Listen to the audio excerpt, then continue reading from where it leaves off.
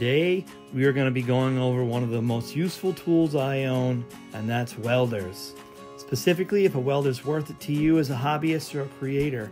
I'm going to go over pros and cons of owning a welder, give you some guidance of what to buy, and some basic instruction on how to start. Before we do that, there's a few things that welders have in common. You're going to need to know how to do these things yourselves. You're going to have to use the right kind of welding language.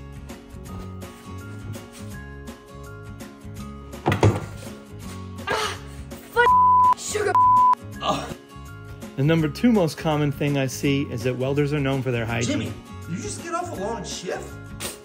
No, I just started. And lastly, you're going to need to do a lot of math calculations on the fly. How long is that? It's about 1F. Okay, welders get a bad rap a lot of the time because their jobs can be dirty and monotonous and crappy. But there's actually a high level of skill that a lot of welders have, especially professional welders, compared to a hobbyist. Just check out this guy from Fireball Tools, Jason. Check a few of his builds out, you'll see what I'm talking about.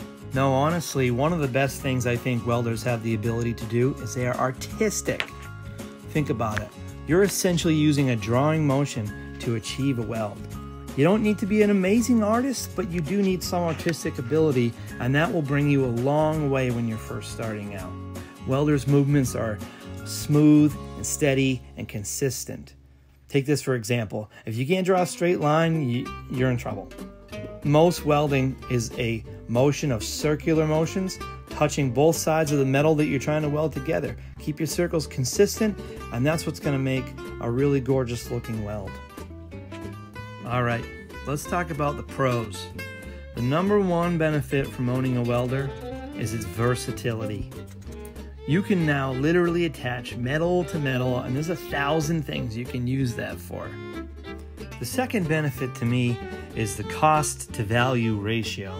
The value difference between a welder's ability versus, say, a 3D printer is staggering. A hobby welder that can MIG only with a hood and a grinder is less than $300. For a MIG, TIG, and stick welder, it's less than $500. That's with buying a grinder and a hood nowadays. This is what a welder can make. This is what a 3D printer can make. Welder, 3D printer. I rest my case. Lastly, the final pro is that a welder gives you a huge creative outlet. It's basically hot glue for metal. Being able to weld something if needed is a huge attribute for you to create stuff. This. Ooh, look at this. How about these beauties? Can a 3D printer build this?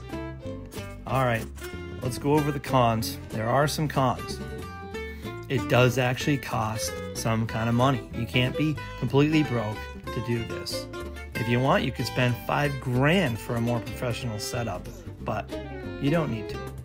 And of course, you're also gonna have to buy things as you go, like wire and grinding discs and flap discs, things like that. But generally, they're not that bad. Look, I only paid 23 bucks for 28 of these things. The next con that can be somewhat hazardous is that welding creates a lot of heat and a super bright arc that spits sparks. So you have to be cautious about those sparks, about where they're going. It's not compared to the danger of a table saw, but it's really very manageable.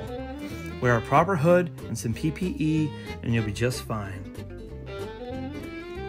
The last con is that there are limitations as to where you can weld. You can't exactly weld on your kitchen table. A garage or a shed is fine, outside is fine, but you wouldn't want to weld around flammable material, so be careful. It also needs to be well ventilated, that's important. Okay, 3 types of welders: MIG, TIG, stick. MIG is the easiest. This is actually the one you're going to want. It's the most common, believe it or not, and it's definitely the shortest learning curve. TIG is where you get all those gorgeous, perfect welds, but it's very difficult to do, a little bit more money. It's worth it as a skill to invest in, but it's not a starter.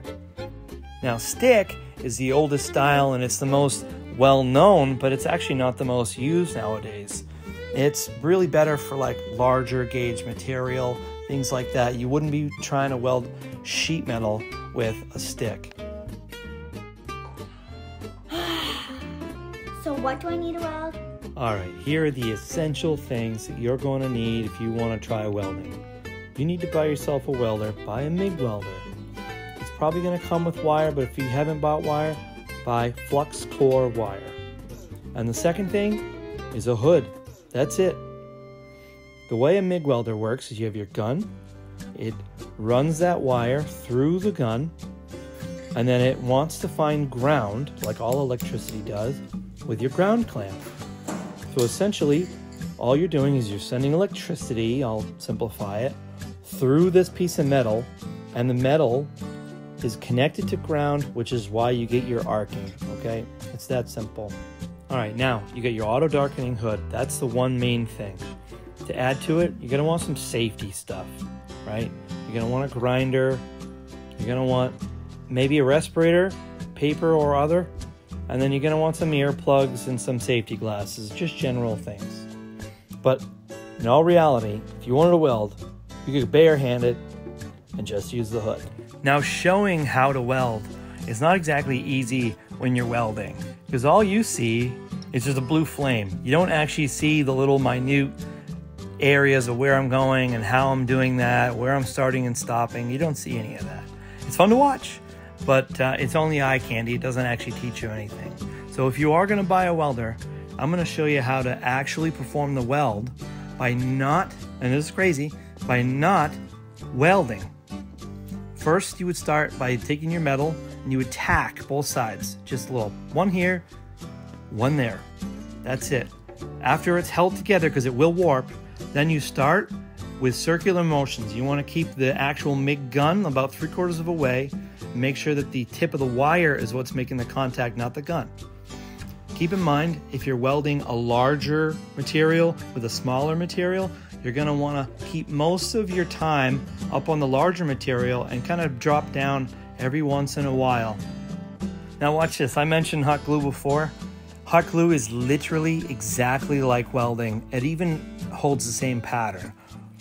You take this, you make the circular pattern, it will give you the same thing that welding does, the same exact thing. Welding is awesome, and it's a lot more affordable nowadays than you may have thought. I'm going to put links in the description below to all the welders that I've gone through and researched and I would buy myself to help you in your decision making. My name is Mike Mayo, and I need a slogan. Exactly, now hit it. Yeah, but don't cover your face up. Oh yeah. All right, all right, try another one. Are you there, Timmy? Yeah. Eye roll, right? What? So what do I need else need to do? Nothing. You can just. Yeah, don't do it so delicately. Yeah, yeah. No, I just started. No. Jimmy, did you just get off a long shift? No, I just started. Okay, that one was good. Sunshine, sugar blossom.